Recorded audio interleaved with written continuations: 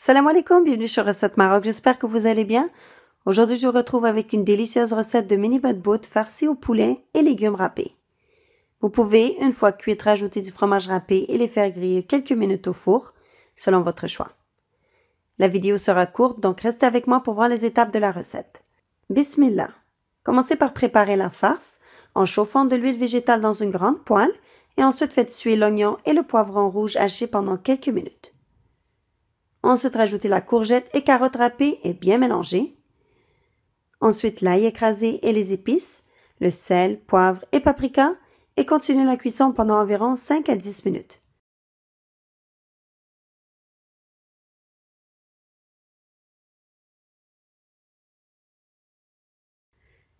C'est possible aussi de rajouter du poulet cuit si vous avez, sinon ce n'est pas obligatoire. Bien mélanger, puis cuire 1 à 2 minutes supplémentaires et laisser refroidir. Pour préparer la pâte, faites diluer ensemble la levure sèche active avec le sucre et un peu d'eau tiède. Bien remuer à la cuillère et laisser reposer environ 5 à 10 minutes. Dans un grand saladier, versez la farine et rajoutez le sel. Bien mélanger et faites un puits au centre. Rajoutez la levure diluée et le restant d'eau tiède.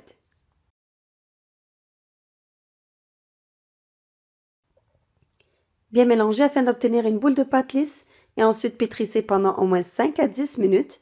La pâte sera souple et non collante. C'est possible de faire le tout au robot aussi.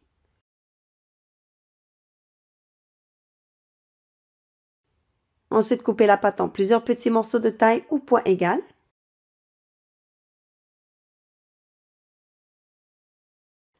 Et aplatissez chaque boule de pâte en un ovale ou rond, puis déposez une grosse cuillère de farce au centre. En tout, j'ai réalisé environ 23 mini batbout.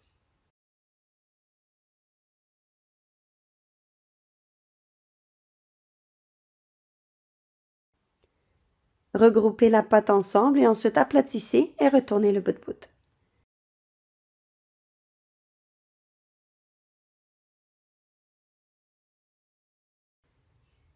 Déposez-les sur une plaque de cuisson et laissez reposer environ 1 heure dans un endroit tiède. Par la suite, huilez une poêle ou une plaque chauffante, puis faites cuire à feu moyen les deux côtés du batbout.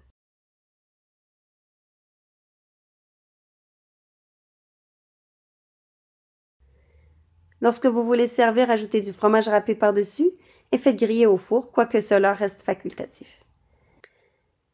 Et voilà, la recette est terminée. J'espère qu'elle vous a plu et que vous allez la tester. N'oubliez pas d'aimer la recette et de vous abonner à la chaîne pour rester informé des nouvelles recettes publiées. Bon appétit et à très bientôt, Inch'Allah, avec une nouvelle recette.